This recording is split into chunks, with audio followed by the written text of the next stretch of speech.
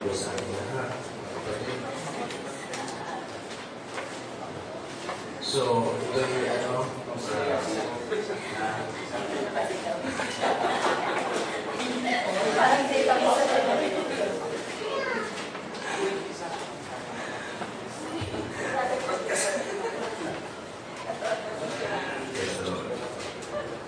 so ito ay objective report, mga kapatid.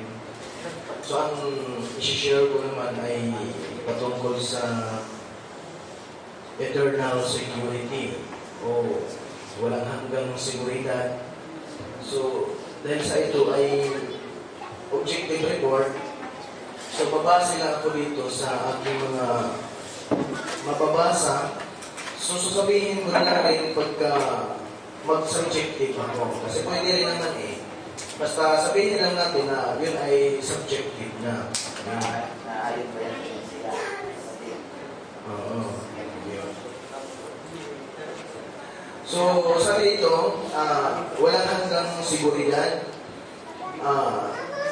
walang kondisyon or conditional.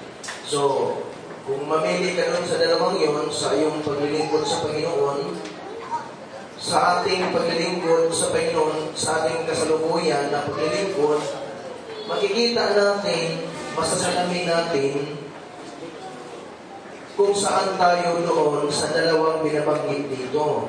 Yung walang kondisyon, ikaw ay nasa panahon pa ng kondisyonal o nasa panahon ka na ng unconditional. Yun yung sabi dito, walang kondisyon o kondisyonal. Ayan. So magpatuloy tayo at mayroon akong kakurtrata dito na tagabasa. So ang aking tagabasa ko. Ayan. Yan ang sekretary ko. Ang aking tagabasa, yung panganay kong anak. Ayan. O sige, Brother JP, Brad, pasuyo sa pagbasa doon sa Filipos 2:12. Basa, anak at kapatid. Sige. O, Filipos 2:12. O, ipakirinig, pasuyo nga yung mic. Iyan mo nga sa bibig niya. Ilang pasuyo lang. Kaya ng aming mahal, kung paano ang inyong laging pagsunod na hindi lamang sa harapan ko, kundi bagkus pa ngayong ako'y wala ay lubusin ninyo ang gawain ng inyong sariling pagkaligtas na may tapos at pag-ibig. Ayan, salamat sa pagbabasa, Brother Chief. Sabi diyan, dito sa mga talatang ito, makikita natin ang conditional at saka unconditional. Sabi dito, kaya nga, mga minamahal ko, sabi ni Apostol Pablo, kung paano ang inyong laging pagsunod, take note, ang sabi ng Biblia, kung paano ang inyong laging pagsunod. So, dyan pa lang makikita ang conditional na paglilingkod natin sa Panginoon. Ang usapan dyan, yung laging pagsunod. Paano na lang sa ating kalalagayan ito, pasok pa ang ating paglilingkod sa Panginoon doon sa salitang laging pagsunod. Ayan. Sabi dito, nakarugtong na hindi lamang sa harapan ko. Okay?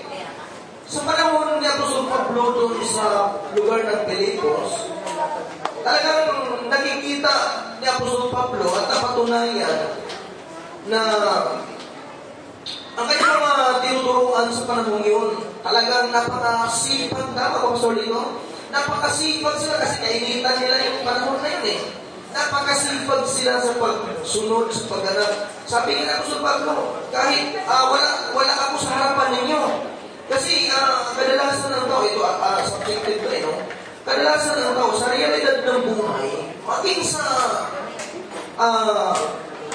nangangamuhan tayo, mayroon tayong mga boss sa ating mga trabaho. Mapapansin natin na ang mga empleyado na napakasipag magtrabaho pag nakatingin yung boss, no? Napakasipag napakasipag magtrabaho, masipag magkilos, lalo kung nandyan yung management o yung manager. Pero alam nyo, pagka wala na, alam naman natin, kasi lahat naman tayo dumaan ng pagkatrabaho no? So, nandun na yung parang medyo banjing-banjing muna tayo kasi wala namang nakatingin sa atin. Pero baka gano'n. So, gano'n din ang sinasabi ni Apostol Pablo na hindi lamang sa harapan ko, kundi bagkus pa ngayon ako'y wala, okay, ay lubusin ninyo ang gawain ng inyong sariling pagkaligtas na may takot at pangingig. So, makikita natin dito na mayroong kondisyon ang ating paglilingkod sa Panginoon. May kondisyon siya. Kasi ang sabi nito, lubusin ninyo ang gawain ng inyong sariling pagkaligtas na may takot at panginginig. O yan, dugtong natin, Brother JP, ang 2 Peter, 2 Pedro 1:10. O sige, ilapit mo yung microphone, gamitan mo yung microphone. Sige, basa. 2 Pedro 1:10.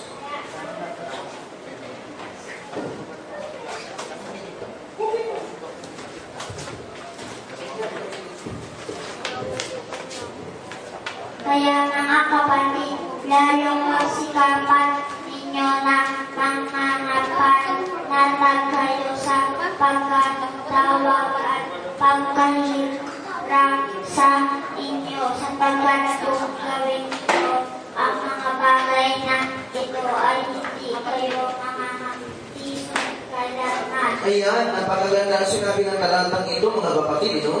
Ang sabi nito, kaya mga kapatid, lalong pagsikapan ninyo na mga panatag kayo sa pagkatawag at pagkahirang sa inyo. Sinasabi ng talatang ito na pagsikapan natin o sino man na nagnanais sumunod sa salita ng Panginoon na mga panatag kayo sa pagkatawag at pagkahirang sa inyo. So, ito nga ay conditional na kalalagayan. Sa ating kalagayan ngayon, mga Kristiyano, talagang totally panatag na ba talaga tayo? Panatag na ba tayo sa ating pagkatawag at pagkahirang? Ang dugtong sapagkat kung gawin ninyo ang mga bagay na ito, ay hindi kayo mga titisod kailanman. Wow! Doon sa kapanatagan ng ating pagkatawag at pagkahirang,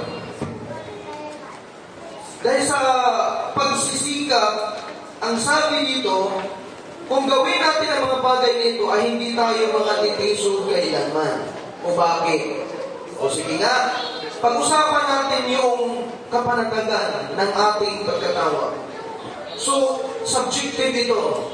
Babalik tayo doon sa ating sinasabing magkaroon tayo ng burial spirit. Okay? We must have a burial spirit bawat isa sa atin. Bakit? Napakahalaga siya, mga kapatid. Tingnan natin, ha? Pagsikapan ninyo na magpanatag kayo. Okay?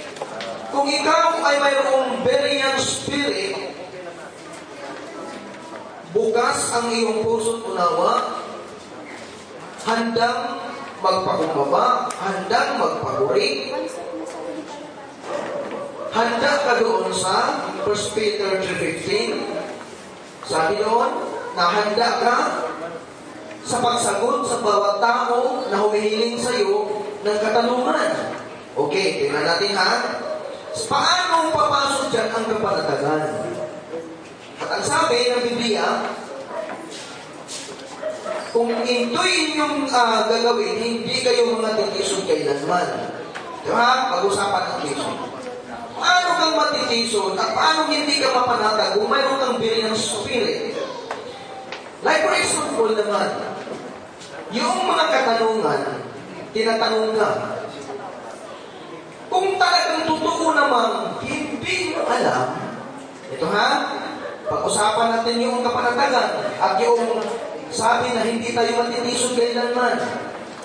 Pag tinanong ka naman na hindi mo alam, dahil sa mayroon kang espiritu ng kapakumbabaan, syempre, alam mo naman talaga na hindi mo alam, ang sabihin mo lang naman, ay, pasensya na kapatid, talagang hindi ko talaga alam. Pero sa sunod, babawi ako dahil sa hindi ko alam, magsisikap ako na pag-aralan mo yan. Baka sakaling ipagkaloob ng Diyos na malalaman ko sa sunod at masagot na kita. Pero alam nyo nga, pag ang tao wala siyang espiritu ng kapakumbabaan, pag tinanong siya kahit hindi niya alam, aba, hahanap ng malusutan yan, hahanap ng kaliwat kanan yan, para sabihin lang na alam niya sagutin ang mga katanungan. Pero sa totoo lang naman talaga, madidiscern mo naman na talagang hindi niya alam sagutin yung mga tinatanong sa kanya. So sa ganun kalalagayan, wala kang papanatagan sa ganun kalalagayan. Kasi alam mo ba, pagkatapos na sumagot ka na gano'n, na totoo naman talaga sa puso mo na hindi mo alam, ito, pagbaba mo sa pulpito na yung pinagsisiran, mayroong kirot niyan. Talagang hindi ko naman pala alam talaga. Kangakas ko na sumagot na gano'n. May kapanatagan ba dyan? Walang kapanatagan dyan. So, sabi dyan, ang pinag-usapan dito, paano tayo mga panatag? Kung alam mo, panatag kang sumagot. Kung hindi naman alam, panatag ka pa rin sumagot. Hindi kapatid ba hindi ko alam. Bakit? Mayroon kang espiritu ng kapakumbabaan. So, ang sabi ng Biblia, kung gawin niyo ang mga bagay na ito, hindi kayo matitisod kailanman. Bakit? Alam niyo, nauwi tuloy sa debate ng pag-uusap na hindi maganda kasi pinagpilitan mo na hindi mo naman talaga alam. Sumagot ka na hindi mo talaga alam. Tapos, may usapan pa bang, kasi minsan, ang pag-sharing, humahaba kasi yung tinatanong din naman, lumusot ng lumusot. Yung nagtatanong naman, ito na inawin natin, yung nagtatanong naman, parang hindi niya talaga alam. Gusto niya na mapukul talaga yung tinatanong niya kasi natilisip niya, hindi niya alam talaga eh. So, humahaba hanggang sa dumating ang punto na parang magbitaw na ng mga magbibigat na salita.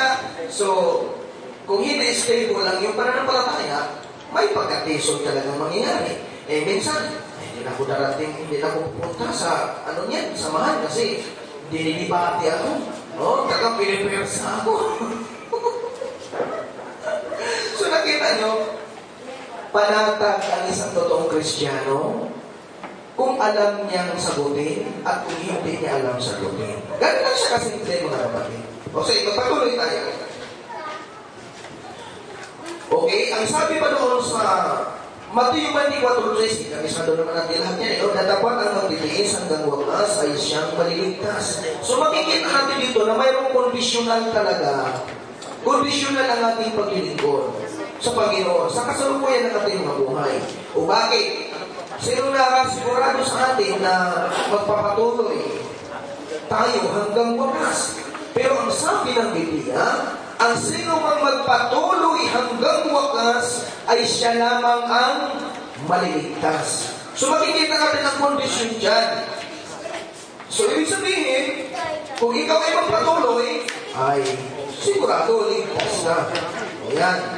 So pakibasa doon sa kapahayagan o sa Revelation chapter 3 verse 4.